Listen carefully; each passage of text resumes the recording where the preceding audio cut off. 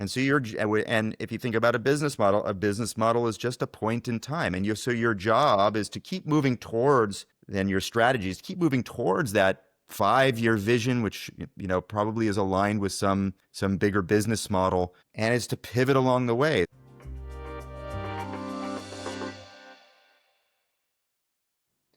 Welcome everyone to Start, Scale, and Exit. Welcome to all our scale-onauts that are trying to launch their products or are scaling their products. Welcome once again to this space where we bring the best brains, the most impactful people in the software as a service business. And in this case, we have Justin Lokitz, who's a mastermind in terms of designing business strategy, who's been helping businesses for over 20 years, small startup businesses, big brand names as well. And right now, author of the book, Build a Better Business. Justin, welcome to the show. Thank you so much, Ivan. How you doing? Excellent.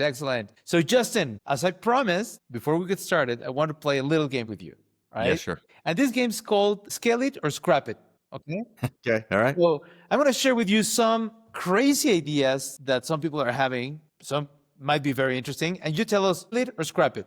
Okay? Okay. Some of them might be genius, all right? So, Sure. Number one, meetings doing planks. Meetings doing planks? Yeah. Scale it Depends on the meeting. So by the way, also being an MBA professor, and I run an MBA program too, the answer is almost always going to be it depends. If it's a stand-up meeting, I got no problem with that. If it's a long 30-minute meeting that's going to go nowhere, then probably not a good. So stand-ups, scale it. Sure. Branded company pajamas. It depends. I think scale it if it's going to be at an event and you can give them away and get people thinking about your pajamas all the time. Sure, why not? Beautiful. Meditating with venture capitals before pitching. Scrap it. Nah, not needed. I'm a huge fan of meditation. I do it every morning, but with a group of other people. There's a place for everything. Yeah, no, scrap it. Okay. Autoplay elevator pitch on LinkedIn. Scrap it. Too annoying. Startups using AI to rewrite complaints as prices. That's a good one. Scale it, man. Go for it. Very good. Justin, thank you so much. Thank you very much for joining us today. Justin, design a better business. What is this all about? Yeah, Design a Better Business was, and now it's a book that's 9 years old. So in 10, and if you count, before we turned it into the publisher. But it's about using, I think in startup land, we would call it agile, right? It could be, it could be any other verb you call it, but really it's design methodologies, which is go, discover what our customers want, have some empathy, come together and, as a team, do some ideation, and then prototype and validate our ideas on the way. And this book we wrote, again, now 10 years ago and became a bestseller along the way, is all about that. It's basically the startup journey writ large in a book with lots of frameworks. And it's as much of a strategic book as it is a very tactical book. In fact, it's one of those books that we wrote, and I think, by the way, one of the reasons it has some longevity is that it's one of those books that we wrote that you don't have to read it cover to cover. We even created some fast tracks in there, but you can open it up to almost any page and say, that's the thing I need. My VC has asked me they really need to understand where my vision is going. I'm going to open up the page to visions, or I'm going to open up the chapter about visions, and I'm going to use some of the frameworks in there to help me craft a vision that matters. Or, we're not sure. We've heard some not so good feedback. We haven't decided to rewrite it into great feedback yet, but we've heard some not so great feedback about, this feature or whatever it is about our app, about our service. And here, I'm going to open up the chapter to prototyping and validation. What are some other things we should be doing right now to really get better feedback, or to, perhaps even build something else so we can receive feedback if perhaps we need to pivot. And so that's what it is. It's a book that is one part strategy and, in really using lean startup methodologies, agile methodologies, which are really also part and parcel with design methodologies as strategy, as much as it is tactic. Like, how would you actually do that? And what are some tools and techniques to get that done? Absolutely. So that's Design a Better Business. Absolutely. And I think that, many of us as founders, myself having founded several businesses, in the beginning it was all about I have the idea, I want to get going, let's do it, get done. I'm the same. Having a framework that can help you go from point A to point B so you can go to Right. point C. It's always phenomenal. So Justin, this podcast is called Start, Scale, Exit, because I believe that there are three key components. We're targeting companies who are starting up in the Yep. SaaS industry, scaling, or that are planning to exit. So let's go for the start phase. Okay. Sure. When we go to the start, when somebody's starting, what's the first thing that comes to your mind? In starting a company from scratch? Yes. So let's say somebody's got a great idea. Yeah. What would you tell those that are starting phase? So first thing, you come with an idea, right? I think that's where all of us start this journey. We come with an idea.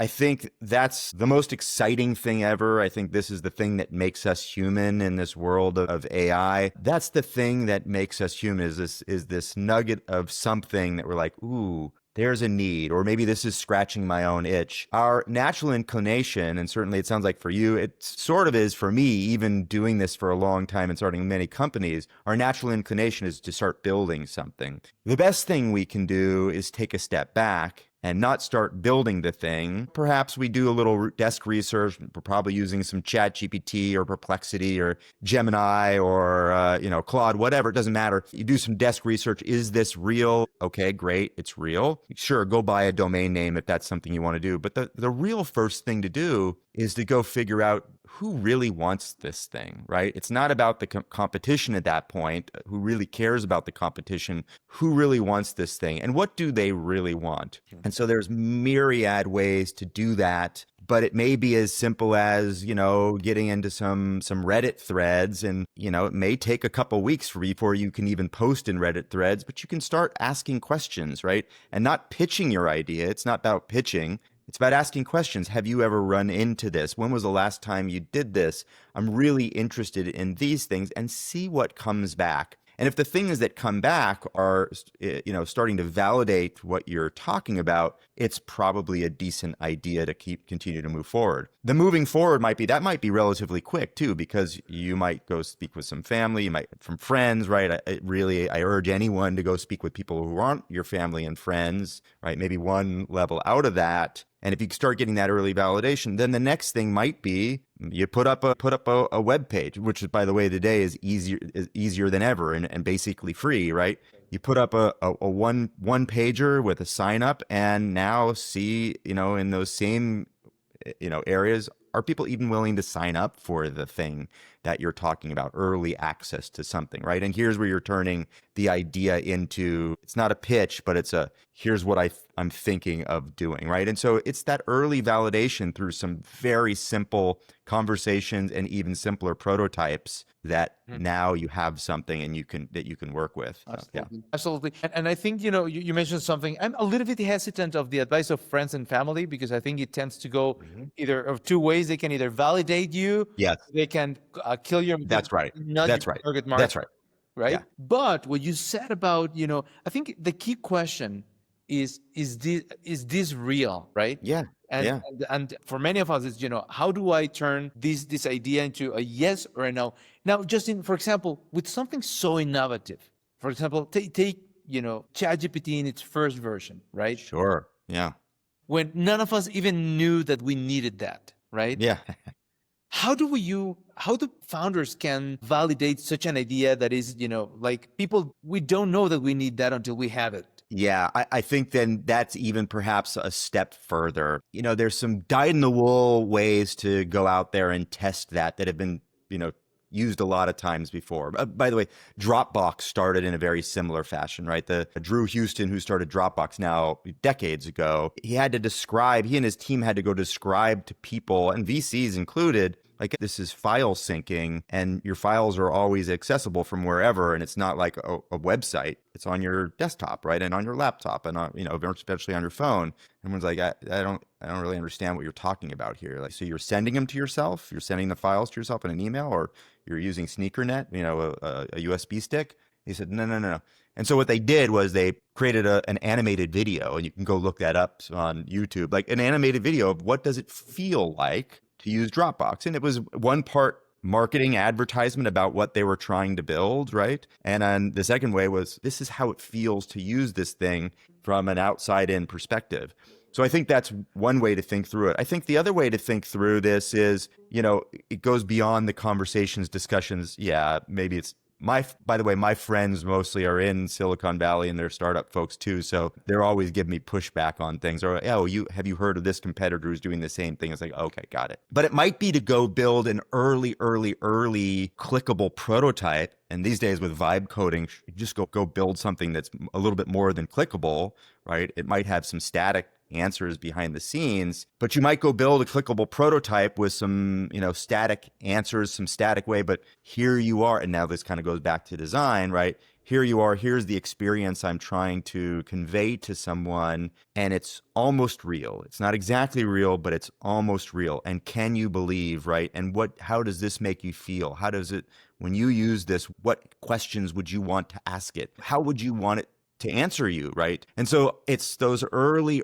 prototypes that I think really matter in a startup, and especially like a 0 wanting to go to 1. That's what you need, are these early experiences that you can get people to react to. And by the way, You said while I hate it, we want to be invalidated as much as we want to be validated, right? right. So, And I love when you said it, how does this make you feel? Because many times people are not going to be able to articulate what that's right. what they're sensing. But if you ask them, how do you feel? It's articulate a feeling when you're seeing an application, something like that. They're going to tell you, this is exciting, this is boring. That's right. This is I think this is a phenomenal thing. Now, I was reading a while back about Charlie Munger.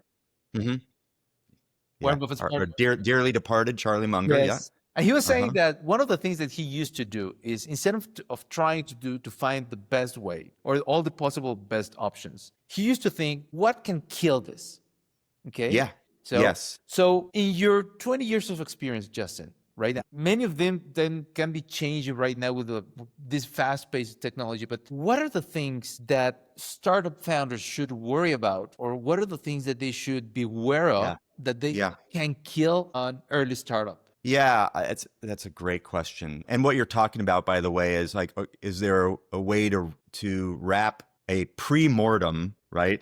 Not a post-mortem, a pre-mortem into startup culture, into early strategy conversations, business model conversations. I think that's a really smart thing to do. I've done a little bit of that in the past. So what are the things that could kill a startup? Well, first and foremost is like, what's any organization, what's any company's job? It's to create, deliver, and capture value, right? And really, it's in the creation and delivery of value. And for startups, the capture of value may come later, but if you can really focus on value of whatever kind of value that is, that's the most important thing. And so if you're putting, for instance, your revenue streams before creating value, that could kill a startup.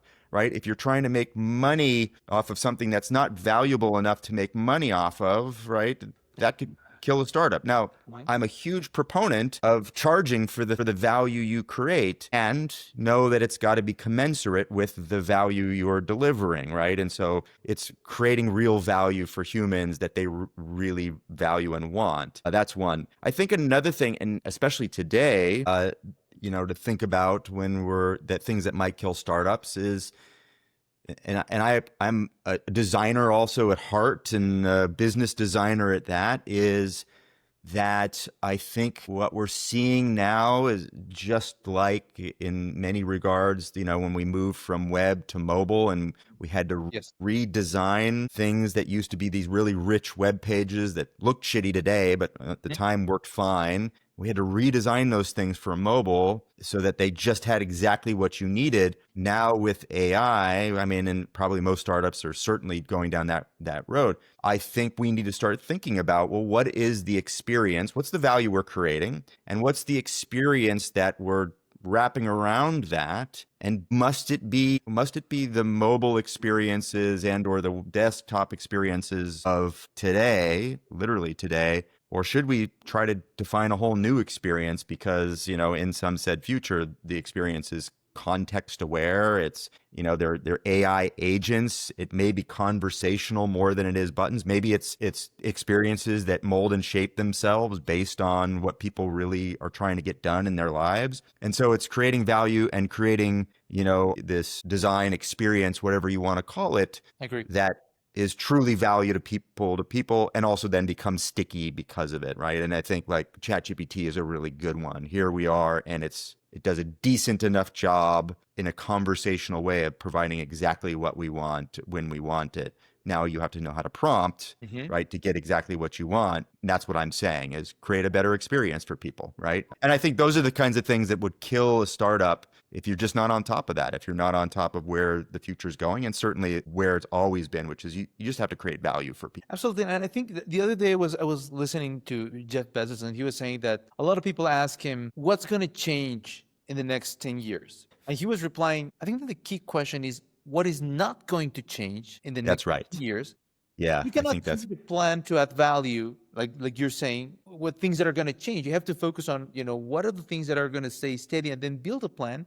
And yeah, you can leverage technology around that. But your point is phenomenal. So number one is, constantly creating value, right? Don't try to that's make it. money before creating value, because then in the eyes of the public, that's going to kill your product. Charge for the value that you're creating. And that's also important, because many people think that they have to give everything away in order to Nope. start. Right. And startup companies need money so that they can Right. move forward and Right. start living a life. And this couple things are, I think, two very important things. Moving to the scaling part, Justin. So let's say, imagine a startup company already started making revenue, started being profitable. Let me ask you the same question. What can kill a company that already gone through the startup phase and started to make money? What are the killers there? Yeah, I think there's a huge tension, especially in the scale phase, but also in the, after an exit, when it gets in the big corporate phase, you feel it there too. But there's a huge tension in scale phase, which is to go really fast and keep scaling, which also often in scale phase means keep like broadening the, the value perhaps in too many ways. And at the same time, trying to build strategy, right? And so what you're really doing there is you're building like a multimodal transportation system, which is both a bike, a car, and a helicopter, but also, must be a skateboard, but also must be must be some kind of aquatic vehicle, while also building a strategy that says we're going to do this thing really well. Well, that doesn't work. And so I think in scale phase, you see this over and over, right? I think Uber is a really good example. Uber's founders, phenomenal founders, right? Incredible. And you saw as Uber was scaling this tension between, we can do all of these things. Like, we are a logistics company. That's all we are. We're a logistics company, which is still true. But you saw this scaling and getting into every area. And I can understand that, which also means your strategy is not a one strategy, it's multiple strategies, which eventually you lose the value for people, right? You're starting to lose what that is. We'll go back to the Jeff Bezos, right? Jeff Bezos is a master at this, and you can, find the vision for Amazon, which is something like, be the most customer-centric company in the world. That's it. That's it. And that's the strategy. And that's why Amazon continues to win. Yes, it's as it scaled, it got into all these areas, but it really just hammered on, you can go into an area, but you better keep being the most valuable thing to people and the most customer-centric thing to people. And when you're not, we're not doing it. Like, it's not a good path to go, right? And so I think that's the thing that kills, scale ups, is this thing that pulls them apart, which is we have to get into all these different areas because we can, versus the strategy, which says, we should just keep going deeper and deeper and deeper and get better and better and better at the thing we're really good at and the thing we keep making money at. And you can't answer the question. It depends on what the company is and what the strategy is and, what they're going to be good at in some said future. But that's the thing that I think kills most scale ups. But I agree with you, because in my particular case, part of my mindset, and I think it's a little bit of a scarcity mindset, has been, okay, I'm betting the company in this direction, right? Yes. But what if it's not the right direction? What if, and I'm also good at doing this, and what That's if, right. so let me pick this, and this direction to take the Yes, company. And at some point in time, you realize, man, if I had just put my focus on one single lane, that's right. I would have been, miles apart, miles You away. would have been miles apart, and yeah, that's right. And then, as a scale up, eventually you're if you're lucky enough, you can do some acquisitions. Sure, then maybe you acquire the companies that are doing the things you really think, oh, we could be doing that in some set future. Sure, maybe you do that too. But yeah, the focus is the thing. I've been in the same game as you, Yvonne, which is I've had a couple companies, and I have one that I'm kind of rebranding and redoing something with. It's a consumer supplement company, and yeah, I branched out too broad, and it took away the focus and the thing I should really do, and I just ended up spending money and like really burning money and burning value because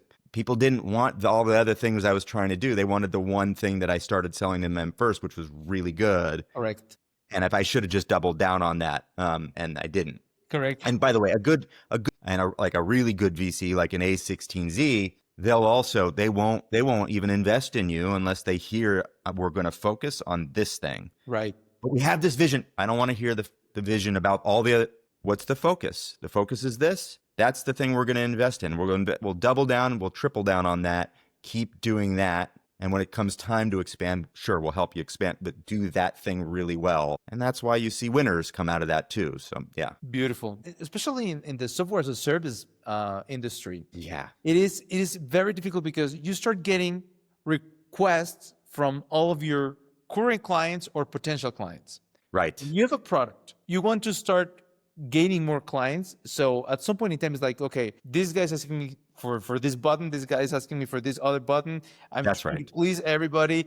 So understanding what to do, what is strategic, how to align with your long-term vision and with the client, that is so difficult to do. It's simple, It is. but Yeah. it's not easy. It is. When I became a product manager, also almost, 15, 16 years ago, whatever that was, 17 years ago, I was a product manager at Autodesk, big design software company, and I was leading a product. And what I learned from that experience, and I sort of had an inkling about how that worked before that, but what I learned from that experience was the loudest customer isn't necessarily the one you need to listen to, right? They're just really loud. They're the ones that are the most vocal, but doesn't mean they're always right. And often they're not, right? And so how do you separate the screaming, screeching things on the outside, also the screaming things in your head to what's the focus, right? Where's the middle ground? This is the market. My customers really need these things. And it is really hard to do. And yeah, and you certainly fail along the way. And your job then as a startup founder or a product manager or a chief product officer, whatever it is to learn from those and just then keep focusing on where the real value is. Now, you said something very interesting, and I want to deep dive a little bit, Justin, in terms of when we spoke about starting or even scaling, sticking to the strategy is key. Finding a strategy and sticking to the strategy is key. How do you know? How can I know that my strategy is a good strategy? Yeah, well, so sticking to the strategy, I think, is key. And strategy is not the same as tactics. That's the key, right? If our strategy is to, maybe it's aligned with our vision to be the most customer-centric company in the world, right? And if you're here, we're talking about SaaS, right? If you're Jeff Bezos, it's, selling products. But if that's your strategy and it's aligned with your vision, then the tactics and actually, I would say the business models inside of that are the things that are fungible. Those are the things that we can change along the way and we can find our pivots. This is something I teach every day to startup founders. I'm an advisor at a big accelerator here called Berkeley Skydeck. Teach this twice or three times a year to every batch of startup founders, which is your strategy consists of multiple business models, perhaps dozens of business models with one way out there in, some 3-year future that you're telling, or maybe 5 years, maybe, and you're telling your VCs that, but you're at zero, right? And that's where you are. And so and if you think about a business model is just a point in time. And so your job is to keep moving towards, then your strategies, keep moving towards that 5-year vision, which probably is aligned with some bigger business model, and is to pivot along the way. So it's not that you don't know your strategy is right or wrong. It may be right, but it's to make appropriate pivots along the way, because the pivots are the tactics underneath, and Right. strategy is not tactics, right? Strategy is strategy, vision is vision. Tactics are the things that help you to move towards it and to pivot along the way, in order to get near that. So what you're saying, Justin, is the strategy has to be simple enough and common sense enough That's right. so that it gives you a broad direction on where to go, and That's right. tactics will be tactics, right? Tactics will be tactics, right? And yeah, and on the battlefield, right, a general may come up with strategy, but a general never directs the troops. It's just not the way it works, right? The general, everything kind of filters down. Not the best example in the world, but and being sensitive, like war is also not a great thing. But you see this. It filters down. It's the people on the ground that are, setting the tactics. Okay, great. We're going that way. Great. But we may not be able to go straight that way. And we may have to go around, or we may have to take this vehicle to go kind of circuitously in that direction. But that's it. Yeah. It's to, keep the vision and your strategy in mind, and then use tactics, and slices like business models and different prototypes and MVPs and other things learned from your customers, which will direct you along the way. How should I get there? How do I get to that promised land? And yes, it's broad enough. Maybe it's got some guardrails on it so that provides you some focus, but it isn't the tactics to get there. Right, absolutely. Now, let's jump very quickly to the last and sometimes very exciting part, setting, right? Yeah. Many people write or create businesses to sell them. Others build their business for a lifetime. So, of course, what have you seen that are can help people? Again, they can kill their exit strategy or can boost their exit strategy. What advice would you tell entrepreneurs that are getting to that phase? Yeah, the things that kill an exit strategy are A, not being honest. You see that every single day. B, not understanding what's happening operationally, financially, right? Having all those things in place. You should know I'm a business strategy guy. I've been that for a long time. I am not a very good finance guy. Mm-hmm. I'm good with investing personally. I'm pretty good at that, right? And I'm pretty conservative when it comes to investments. But as far as like a bookkeeper for my own businesses, I'm not good at that. Mm-hmm. And so, by the way, and I also think a lot of founders also aren't great at that. That's something to know, right? By the way, when we think we are.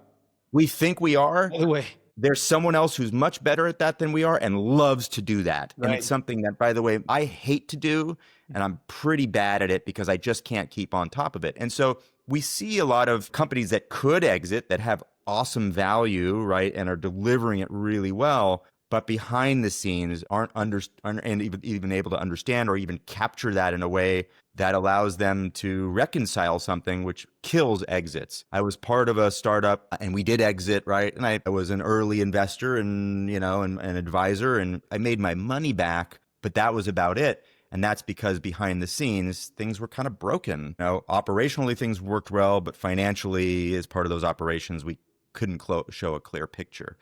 I think Go ahead. Yeah.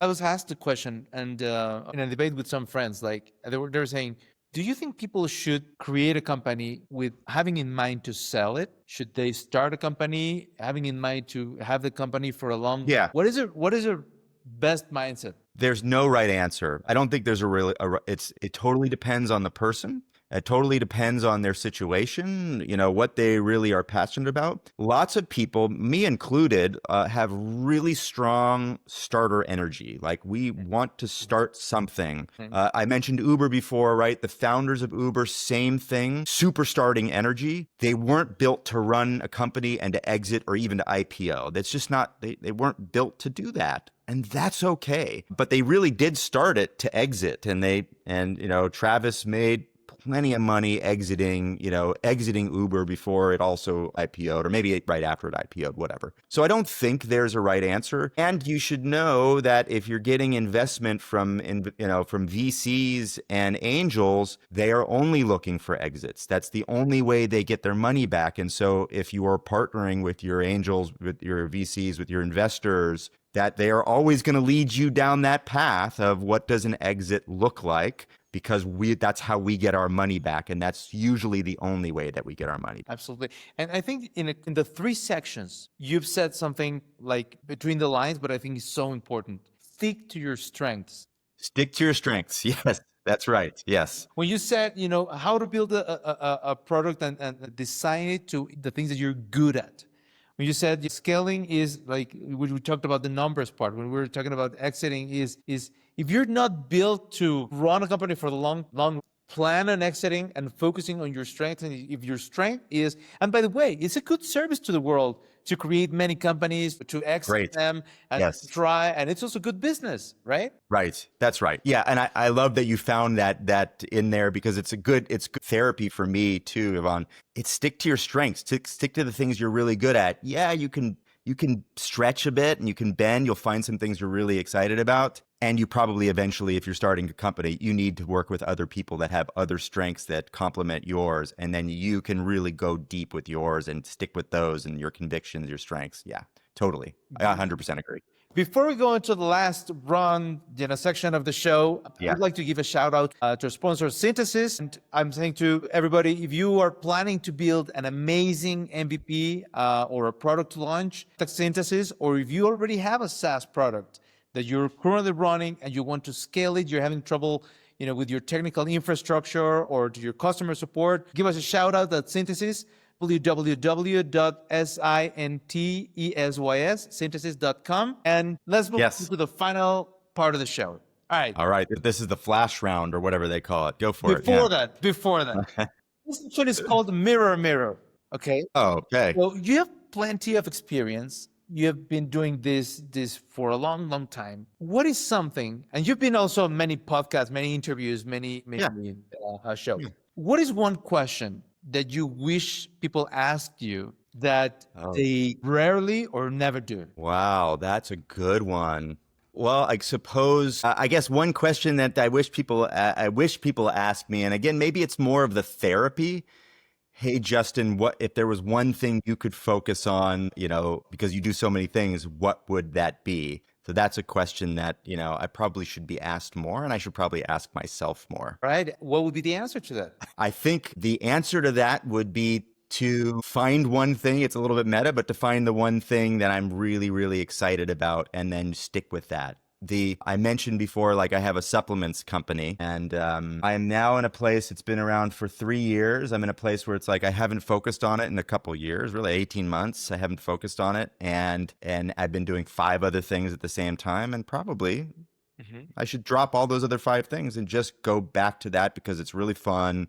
It's something I'm passionate about. I love it. And I should just go do that thing and not screw around with all the other things that I do and starting all the other businesses that I start. Because really a lot of those other things are screwing around when I know the real thing is, do the thing you started and do it well. Beautiful. There you go. In fact, I was talking to my wife this morning and I was telling her, see, the problem, I'm not being cocky, but I think for many of us, this is true. Yeah. The problem of being good at many things is that it's hard to stick to one.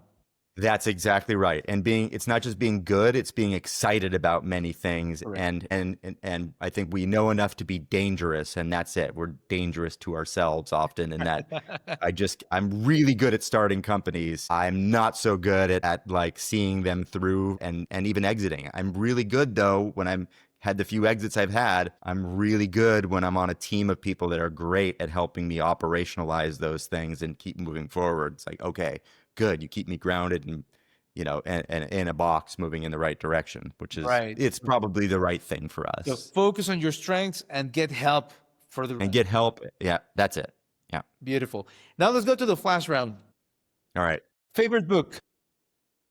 Favorite book, man. I have a lot of favorite books, man. So I'm a big sci-fi reader. So it's not gonna be something else. But a huge sci-fi reader, and I was on a big backpacking trip last summer. I had my Kindle with me, and I didn't bring enough books. But what I had on my Kindle was this main Dune trilogy, and I was like, well, should I just reread this? And I reread it, and it is seriously awesome. And this is, of course, like the movie had come, like the first movie had come out, second one had come out, or just about to come out. None of that mattered. Like Dune, one of my favorite books of all time. And again, I'm just a huge sci-fi nerd, so that is I'd say my favorite book. Yeah. Beautiful. Most important habit. My most important, I'll couch it as self-care. And I'll give you some of the tactics. Meditation in the morning. So routine, and that includes walking my dog without my phone, just being outside, meditating for 5, 10, 20 minutes, as much as I can get in. Sometimes I do a little journaling, but I think the meditation is the thing. Working out, exercising, right? Just about every day, finding some time to do something, whether it's just walking my dog, whether it's rucking like with a backpack, and, at least 4 days a week, lifting weights. And then the last thing is part of like just self-care is knowing when to shut the laptop down. Mm-hmm. So I work from home just about exclusively, and I have done so for a very long time, also for about 20 years here and there. And it's to know, at 5 o'clock, I'm shutting the laptop down. I'm done. There's no reason for me to keep it open. And now I can move on and do something else with my life. And those are, that's how I run my life. And it works really well for me. Great. Last one. Favorite app or SaaS application, technology? Hands down, ChatGPT, and full stop. Now that it can search the web, now that it can write me reports, it feels like a great co-pilot. Sometimes a little too agreeable, especially for people like you and me who will just willy-nilly go start things. And if it agrees, like, yeah, you should go start that thing. But hands down, the best app I have and the one that I go to almost every day, all day. Beautiful, beautiful. Justin, I think we try to consolidate all your experience in just 30 minutes today. It's very tough to do that. If people were to reach out to you, why would somebody reach out to you and how can they contact you? Yeah, first of all, you should know that, what I do mostly is think of myself as a business designer, a business model innovator. When it comes to startups and scale ups and even big companies, that's what I do. I help with business model innovation, and I'm pretty picky and choosy about consulting, but I'm always happy to help people. So probably the best way to get in contact with me is via LinkedIn, and my username is Justin Lokitz, and that's it. And there's really only 2 of us on LinkedIn with a similar name, Justin Lokitz. There's only one of us that has LinkedIn/in/Justin Lokitz, all one word. You'll find me there. And the second one is I write a lot, and I love writing, and that's a creative outlet for me. And I started a newish, we'll call it a media company, but it's really a newsletter and a YouTube and a podcast called Design Shift. And you can reach me at designshift.me, and that's design SHIFT.me, and you can sign up for it there. And what we're trying to do is help anyone and certain people who are creative designers, creative individuals, innovators, whoever it might be, with stories, frameworks, interviews, things like that from other leaders to help them move their business along, their practice along, their creativity along. And those are 2 great places to reach me. Beautiful. Justin, thank you so much for this really enjoyable conversation. I think we have a lot of golden nuggets to get. The main one that I take, because I always try to get at least one. Nugget.